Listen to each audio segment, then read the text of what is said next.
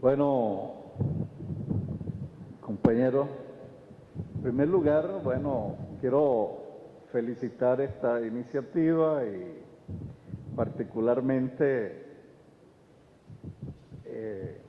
me contenta la importancia, la relevancia que por distintas vías, por distintos ponentes, ha tomado acá el problema indígena, cuestión indígena. Incluso consciente de su complejidad, yo preparé este material, no se asusten porque no es que lo voy a leer, ¿no? Sino que está en internet, se llama Los pueblos y comunidades indígenas ante el problema imperialista y colonial, ¿no? Cuando los compañeros Gustavo Márquez y el compañero organizador de este foro de acá, del Centro Internacional Miranda, me plantearon que hiciera un trabajo de 10 cuartillas, salió como de 17 cuartillas. Y en lo inmediato lo puse en internet, incluso, lo ha leído una serie de gente. Pero lo primero que tengo que decirles, con lo primero que me encontré, es con la dificultad de uno identificar esta problemática en sentido pragmático. ¿Por qué? Bueno, en primer lugar, fíjense, uno escucha incluso todavía una reproducción de todo lo que es la ideología dominante en la revolución bolivariana, ¿no? Y donde la cuestión indígena se sigue viendo en términos de minoría de edad cultural, minoría de edad histórica, y cuando vamos a interpretar, para poner un ejemplo, el marco filosófico, ideológico y político de la revolución bolivariana, se dice simplemente, nosotros somos un país con una democracia participativa, protagónica, pero cuando viene lo multiétnico y pluricultural, eso se obvia. Y cuando vamos al artículo 100 de la Constitución, que establece la interculturalidad, eso tampoco aparece. Incluso cuando se hacen conferencias magistrales, y esto tenemos que denunciarlo como autocrítica, sobre el marco filosófico, ideológico y político de la Constitución, se obvia la presencia indígena y se obvia la presencia de un capítulo completo, no solo lo que se dice en el preámbulo en cuanto a país multiétnico y pluricultural. Y por supuesto, eso tiene que ver con una limitación de carácter estructural que nos impide de manera pragmática fijar el problema. En el año 80, acaba de morir el camarada Rigoberto Lara. En el año 80,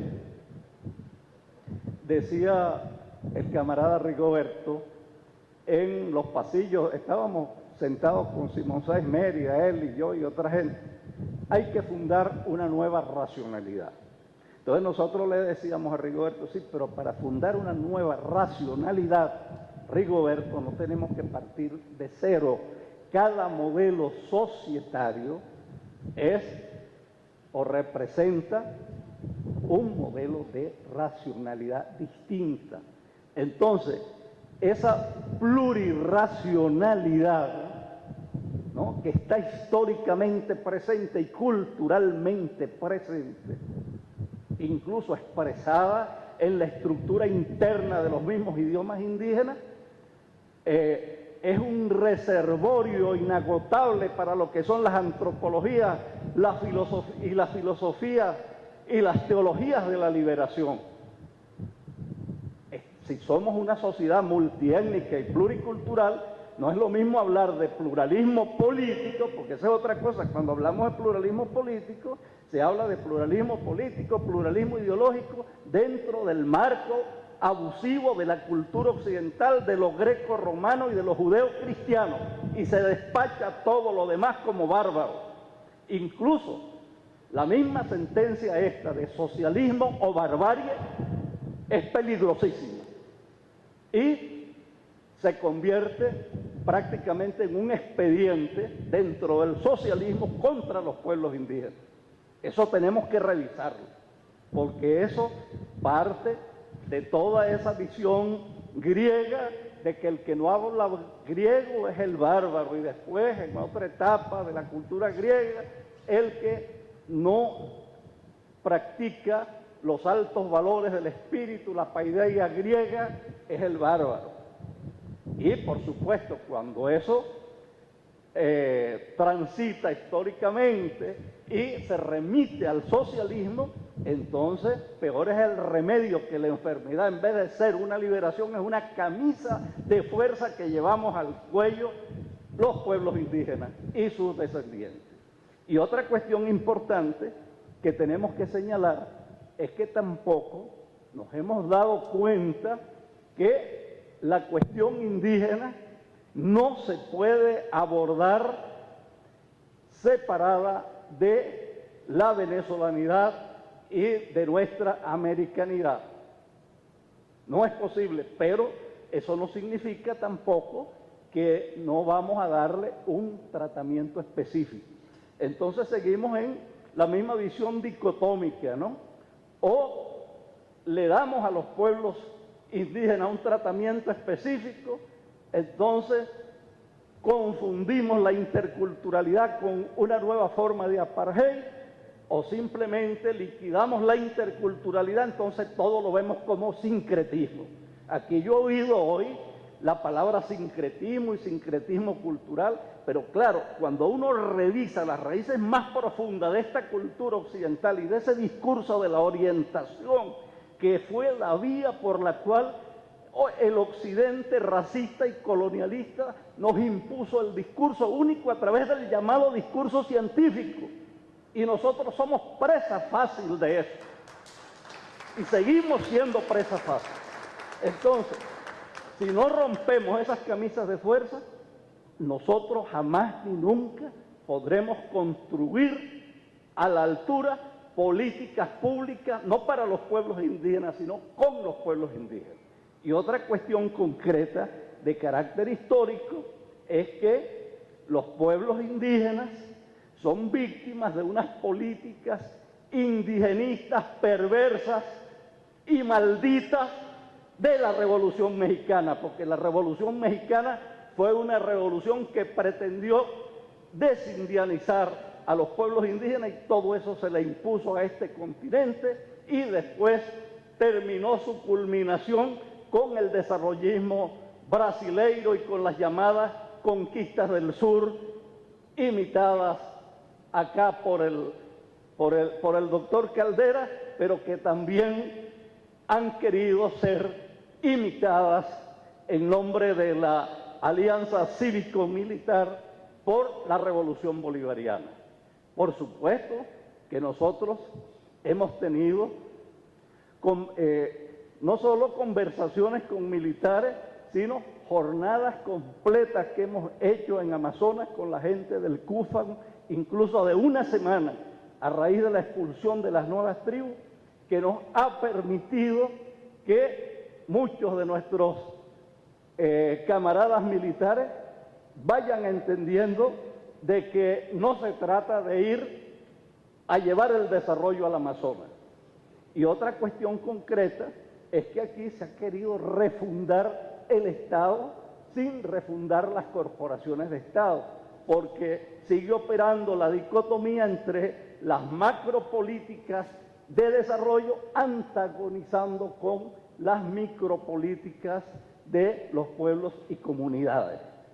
Entonces, aquí lo que nosotros tratamos de desarrollar es una serie de antagonismos que se siguen expresando. Mire, nosotros vemos en Ciudad Caracas, es más, en estos días del camarada Toby Valderrama, veo un artículo aparentemente muy radical, pero en el fondo profundamente europocéntrico, todavía en granos de maíz, en plena campaña electoral, presentando el conuco como lo que es una visión, como el mejor ejemplo de una visión localista y fragmentaria que le impide a la gente ver la realidad. O sea, y he visto artículos en Ciudad Caracas de páginas completas donde dice que el único lugar posible del socialismo es la ciudad. Sin embargo, esta revolución, donde más ha conseguido resistencia, es en las grandes ciudades, y no terminamos de darnos cuenta. Y no terminamos de analizar realmente cuál es la razón fundamental de esto. De manera pues que también hay que asumir una postura crítica y autocrítica por parte de los pueblos indígenas, sus descendientes y sus aliados, en torno a las concepciones y a los métodos con los cuales nos hemos manejado y nos seguimos manejando dentro de la revolución bolivariana. Y hay algo que siempre hemos venido diciendo en varios documentos de discusión con los camaradas indígenas. En la medida en que los pueblos indígenas se apartan más de su filosofía y de sus métodos propios de lucha y adoptan mecánicamente los métodos de lucha, de organización de las izquierdas, en esa medida los pueblos indígenas se alejan más de las posibilidades de hacer políticas de alianza correcta con el PSUV y con todos los partidos de la alianza. Porque llega un momento en que no se reconoce o se deja de reconocer la especificidad de la lucha de los pueblos indígenas en el marco de una lucha global de los pueblos indígenas. Y por otro lado, también existe la pretensión de que los pueblos indígenas adopten formas comunales en nombre de las comunas al margen de sus propias formas históricas de organización social y política. O sea, vamos a seguir con Mariátegui en el programa del 29, cuando Mariátegui creía que los pueblos indígenas, la organización del AYU era una organización sencilla y que se podía sustituir por la cooperativa agrícola. Es imperdonable que a estas alturas sigan esas pretensiones dentro de los ministerios, incluyendo el Ministerio Indígena y los ministerios que tienen que ver con las políticas comunales. Incluso hemos tenido que pelear duramente, intelectualmente, con poderosos enemigos internos que tiene el movimiento indígena dentro del proceso bolivariano, que son verdaderas vacas sagradas y que quieren imponerle a este proyecto la camisa de fuerza de una nacionalidad unicultural, con el cuento de que lo único que unifica es el catolicismo, es la herencia hispánica y el idioma español. Eso lo hemos escuchado. Y todavía con un Bolívar de 1815, que son los primeros peninos de nuestra identidad, y no tenemos por qué verlo como algo acabado que haya que asumirlo mecánicamente, con la pretensión hoy de decir todavía no somos indios, no somos afro, no somos hispánicos. O sea, con una visión es imposible saber a qué familia humana pertenecemos. Eso podría haber sido posible en un Bolívar que fue formado en una sociedad colonial y donde la ideología de la cultura única mestiza confundía, como lo confunde hasta hoy el diccionario de la Real Academia Española, raza y etnia. ¿no? Usted busca hoy en el diccionario de la Real Academia Española, étnico, perteneciente a nación o raza. Indio, dícese de aquel descendiente de los primeros americanos, hoy sin mezcla de otra raza. Pero eso no es un concepto solamente, sino que eso tiene consecuencias directas sobre las llamadas políticas indigenistas de los estados, porque hasta 1975 y hasta el 80, en Brasil, el organismo de la política indigenista del Brasil le sacaba la sangre a los indígenas para ver qué porcentaje de sangre india tenían y saber si las tierras le pertenecían o no. Pero aquí, bueno, aquí todavía, bueno, hemos seguido precisamente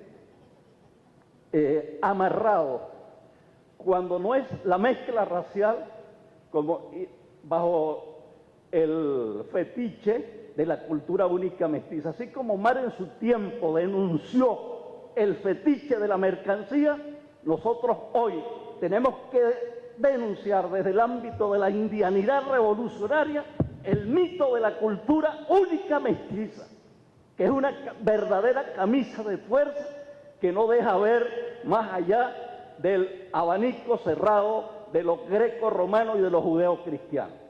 No se trata, por supuesto, de construir, como decía Mosonji, un nuevo fundamentalismo para negar que somos parte de una herencia greco-romana y semítico-cristiana. De lo que se trata es de abrir el abanico a todas las corrientes de la humanidad. Incluso el propio tratamiento que tiene hoy, con esto termino, porque nuestra propuesta está recogida aquí. Mira, cuando se va a construir el legado de Chávez, bueno, lo más frágil en el legado de Chávez y lo primero que se oculta es la indianidad de Hugo Chávez Frías, ¿no? Es la indianidad. Entonces quieren ver el pensamiento de Chávez o como un sincretismo, como ya lo dijo el camarada Castro, Castro Soteldo, lástima que se haya ido, ¿no? Y cuando no, es, bueno, un reclamo del purismo racial o de las mezclas indefinidas. En el fondo se trata de invisibilizar a sujetos históricos concretos. Mira, cuando nosotros decimos que lo indio o lo negro es sincrético, nosotros estamos prácticamente desmontando histórica y culturalmente la presencia de sujetos, actores y actrices concretos, pueblos indígenas, sectores afrodescendientes, que tienen personalidad propia y específica.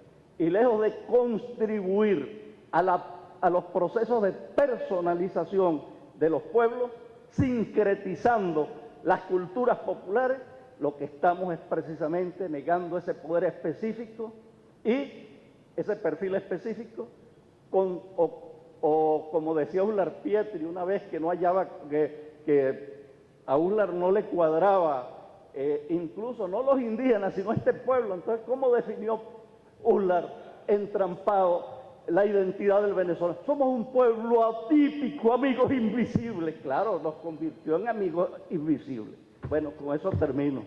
Y me acojo a la propuesta del camarada Luis Portillo de hacer un seminario específico sobre la cuestión indígena, pero desde un ámbito intercultural, porque los indígenas tampoco y los descendientes de indígenas tampoco estamos solos en el escenario. Estamos en el escenario, estamos acompañados, y la interculturalidad tiene que ser un planteamiento que llegue a compenetrarse con la búsqueda para una ruptura de este entrampamiento en el que se encuentra hasta hoy la identidad del venezolano. Mientras sigamos negando la diversidad cultural y la personalidad histórica de cada uno de nuestros pueblos, sean los pueblos indígenas, los pueblos afrodescendientes, los pueblos eurodescendientes, los pueblos asiático-americanos, no nos aproximaremos acertadamente a una perspectiva intercultural y ecuménica de la identidad del venezolano y de los pueblos de América Latina y el Caribe. Muchas gracias.